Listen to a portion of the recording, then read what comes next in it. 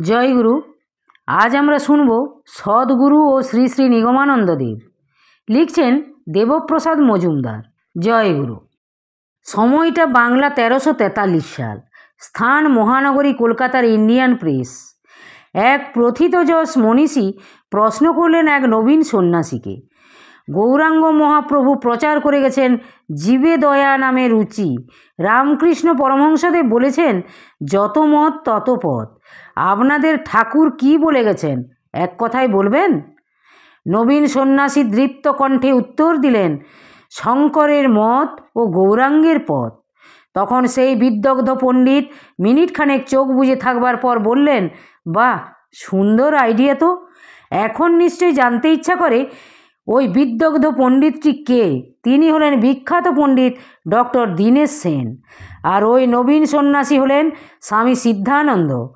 আর যে ঠাকুর সম্বন্ধে জিজ্ঞাস্য তিনি হলেন শ্রী শ্রী 108 স্বামী নিগমানন্দ সরস্বতী পরমহংসদেব, আসাম বঙ্গীয় সারস্বত মঠের প্রতিষ্ঠাতা ও ভারতীয় ধর্মসাধনার অন্যতম পথিকৃত তথা কাণ্ডারী। ব্যক্তি জীবনে ভারতের বিভিন্ন সাধক সম্প্রদায় ও তাদের দর্শন ইত্যাদি যখন খানিকটা জানতে চেষ্টা করেছি, তখনই শুনলাম আসাম বঙ্গীয় সারস্বত মঠ ও সদ্গুরু শ্রী শ্রী ঠাকুর নিগমানন্দ সরস্বতীর নাম। সদ্গুরু সম্বন্ধে ধারণা না থাকায় ভাবলাম গুরুর আবার বিশেষণ, গুরু আবার সৎ অসৎ হয় নাকি। ভাবলাম ঠাকুর নিগমানন্দের ভক্ত শিষ্যরা তো তাকে সদ্গুরু বলে মানতেন, তবে সেটাই দেখে নেওয়া যাক তার ভক্ত শিষ্যরা সদ্গুরু বলতে কী বোঝেন বা বুঝতেন। ভারতের আধ্যাত্ম সাধনা ও শ্রী নিগমানন্দ দেব প্রবন্ধে নারায়ণী দেবী বলছেন, সদ্গুরু কাহাকে বলে? জ্ঞান পথে যোগ সাধনায় নির্বিকল্প সাধনা লাভের পর সাধকের জীবন উন্মুক্ত অবস্থা লাভ হয়। বলা বাহুল্য, বহু জন্মের সাধন ভজন ফলে চিত্তশুদ্ধ না হলে কিংবা বেদান্ত বর্ণিত সাধন চতুষ্টয় সম্পন্ন অধিকারী না হলে কেহই কোনোদিন জীবন মুক্ত অবস্থা লাভ করতে পারেন না। আবার জীবন মুক্ত অবস্থা লাভের পর যদি সেই শুদ্ধ সত্যময় বা বিশুদ্ধ আধারে জগৎগুরুর ইচ্ছা প্রতিফলিত হয়, অর্থাৎ শ্রীগুরু প্রতিষ্ঠিত হন, তবেই তাকে সদ্গুরু বলা যায়। আমরা শ্রী শ্রী নিগমানন্দ দেবকে সদ্গুরু রূপেই জানি। কিভাবে তিনি সাধন শৌর্য বলে নলিনীকান্ত চট্টোপাধ্যায় পদবী থেকে সদ্গুরু পদবীতে উন্নীত হলেন, সেই ইতিহাস বা লীলা কাহিনী শ্রদ্ধার সহিত মনন না করলে তার প্রকৃত মহিমা বা তার গূঢ় তত্ত্ব ধারণা করা যাবে না। আবার শ্রী গুরুদেবের মহিমা সম্বন্ধে সম্যকভাবে শ্রদ্ধা না থাকলে তার প্রতি বিশ্বাস ও নির্ভরতা আসা কি সম্ভব? সদ্গুরু কে? জ্ঞান পথে সিদ্ধ নির্বিকল্প বুদ্ধিত পুরুষ ছাড়া অন্য কেউ সদ্গুরু হতে পারেন না। সৎ শব্দ গুরুর বিশেষণ নয়। সদ্গুরু এক কথা, একমাত্র সদ্গুরুই অপরকে কৃপা করতে পারেন। শিক্ষার প্রতি পূর্বেই গুরুলাভের জন্য একজন দিশারি অর্থাৎ পথপ্রদর্শক চায়। যিনি পরম তত্ত্বের জ্ঞান দান করে শিষ্যকে সেই পরম পদে আরূঢ় হওয়ার পথ দেখান, তিনিই সদ্গুরু। সৎ শব্দ বেদে ব্রহ্মবাচী, সুতরাং গুরু আর সদ্গুরু একার্থক নয়। শ্রী নিগমানন্দ দেব সদ্গুরু কেন? তিনি জ্ঞান সাধনায় সিদ্ধ হয়ে নির্বিকল্প বুদ্ধিত পুরুষ বলেই সদ্গুরু পদবাচ্য। সদ্গুরু সম্বন্ধে বলতে গিয়ে নারায়ণী দেবী তার প্রবন্ধে শ্রীমদ্ ভাগবতের উল্লেখ করে বলেছেন, সদ্গুরু সম্বন্ধে দেবর্ষি নারদ ভগবতের 7ম স্কন্ধে 15 অধ্যায়ে বলেছেন, জ্ঞান দীপ্রদ গুরু সাক্ষাৎ ভগবান।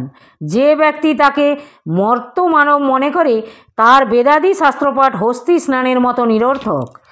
শ্রীগুরু প্রত্যক্ষ ভগবান শ্রীকৃষ্ণের স্বরূপ এবং পুরুষ প্রকৃতির ঈশ্বর অর্থাৎ নিয়ন্তা। সাধারণ লোকে তাকে মানুষ মনে করলেও যোগেশ্বরবৃন্দ এই জ্ঞানদাতা গুরুর শ্রীচরণ অন্বেষণ করে লোক লোকান্তরে বিচরণ করে থাকেন। যিনি পূর্ণ জ্ঞানের অধিকারী তিনি জ্ঞানদীপ্রদ গুরু অর্থাৎ সদ্গুরু। গুরু অনেক পাওয়া যাবে সত্য, কিন্তু নিগমানন্দ দেবের তুল্য ব্রহ্মকোটি পুরুষ দুর্লভ থেকেও দুর্লভতর। এই কথা বলে তিনি উল্লেখ করেছেন, নরাকার ও পর ব্রহ্ম রূপায় অজ্ঞান হারিণে আত্মজ্ঞান প্রদানেন তস্মৈ শ্রী গুরবে নমঃ। সদ্গুরু ও শ্রী নিগমানন্দ দেব সম্বন্ধে বলতে গিয়ে আচার্য বিজয়কৃষ্ণ গোস্বামী বললেন, সদ্গুরু ব্রহ্মকোটির পুরুষ।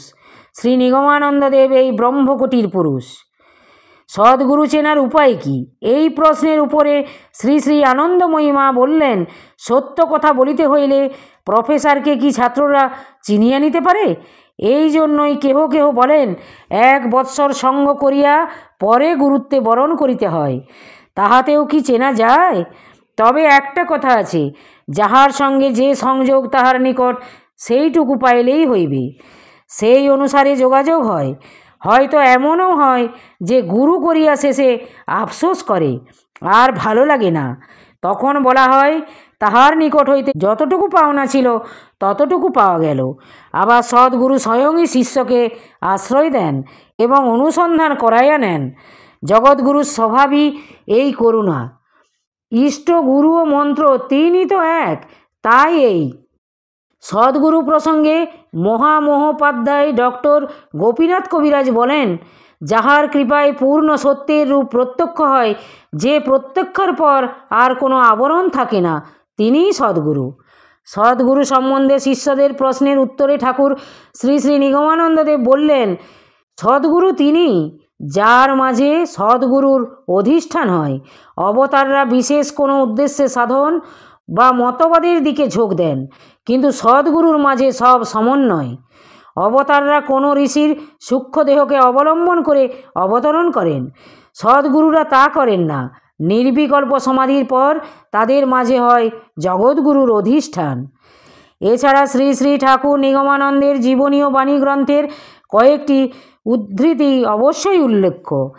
ওই সকল উদাহরণ ও ঠাকুরের বাণী দ্বারা সদ্গুরু সম্বন্ধে ধারণা অবশ্যই স্পষ্ট ও স্বচ্ছ হবে।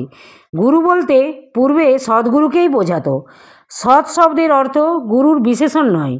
সদ্গুরুর এক কথা, ভক্তিপথে সিদ্ধ, যোগ পথে সিদ্ধ গুরুকে সদ্গুরু বলা যেতে পারে না, কিন্তু জ্ঞান পথে সিদ্ধ গুরুকে সদ্গুরু বলা হয়। নির্বিকল্প সমাধি জ্ঞান পথেই লাভ হয়। কত সিদ্ধ মহাপুরুষ আছেন, সকলেই কি সদ্গুরু নাকি? জগৎগুরু যে শুদ্ধ আধারে তার ইচ্ছাকে প্রকাশ করেন, তিনিই সদ্গুরু। আবার কত কত জন্ম সাধন ভজন করে যিনি জীবনমুক্ত হয়েছেন, তার আধারই শুদ্ধ, বাস্তবিক তিনিই সদ্গুরু। আবার এক জায়গায় ঠাকুর বলেছেন, আমি সাধারণ মানুষ, পশু পক্ষী কীট পতঙ্গ ইত্যাদি জীবন অতিক্রম করে জন্ম জন্মান্তরের সাধনার পর এই জন্মে ভগবানকে জেনেছি, সত্য লাভ করেছি, ব্রহ্মজ্ঞান হয়েছে। ব্যক্তিত্ব ধ্বংস হওয়ায় আমার ভিতর দিয়ে জগৎগুরুর ইচ্ছায় লীলায়িত হয়ে উঠেছে। আমাকে তোমরা সদ্গুরু বলে জেনে রাখো। আমি সাধনা দ্বারা নিজে মুক্ত হয়েছি, তোমাদেরও মুক্তির পথ দেখিয়ে দেব, এই আমার কাজ। আমার ওপর যারা নির্ভর করেছে তাদের আমি হাত ধরে মুক্তিধামে নিয়ে যাব। কেবল এই বিশ্বাসটুকু থাকলেই হলো যে তোমাদের ঠাকুর সদ্গুরু। সদ্গুরুও মানুষ, অবতারও মানুষ। অবতার জগৎগুরুর মূর্ত বিশেষ ইচ্ছা, আর সদ্গুরু তার সাধারণ ইচ্ছা। সদ্গুরু আর জগৎগুরু মূলত এক। জগৎগুরুর ইচ্ছা যেমন স্থূল মানুষ রূপে জন্মগ্রহণ করে অবতার, তেমনি শুদ্ধ আধারেও প্রতিফলিত হয় সদ্গুরু। আবার প্রসঙ্গান্তরে সদ্গুরু সম্বন্ধে বলতে গিয়ে ঠাকুর শ্রী শ্রী নিগমানন্দদেব বলেন, লৌকিক হিসাবে উপমা দিতে গেলে জগৎগুরু হচ্ছেন জলপড়া, মানুষগুরুর মধ্যে তার প্রকাশ। তিনি সদ্গুরুতে প্রকাশিত হয়ে জীবকে তার দিকে নিয়ে যাচ্ছেন। মোটের উপর জলপড়া হাতে নিয়ে যারা আসেন তারাই মানুষগুরু বা সদ্গুরু। আমি তোমাদের গুরু, আমি জলপড়া হাতে নিয়ে এসেছি, সেই জলপড়া দিয়ে একে একে তোমাদের পূর্বস্বরূপে পৌঁছিয়ে দেব বলে। মালিনী বিজয়ে আছে স জিসাসু শিবেচ্ছয়া ভক্তিমুক্তি প্রসিদ্ধর্থং নিয়তে সদ্গুরুং প্রতি। ইহা হইতে বোঝা যায় যে সদ্গুরুর আশ্রয় না পাইলে জীব একসঙ্গে অভিন্নভাবে ভোগ ও মোক্ষ উভয় সিদ্ধিলাভ করিতে পারে না, অর্থাৎ পূর্ণত্ব লাভ করিতে পারে না।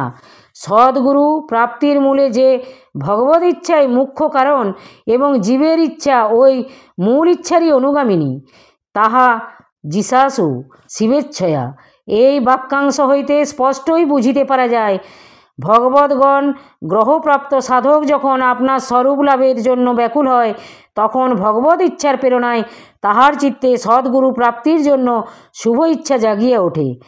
ভগবানের কৃপায় সদ্গুরু লাভ হয়, ইহা সর্বত্র স্বীকৃত।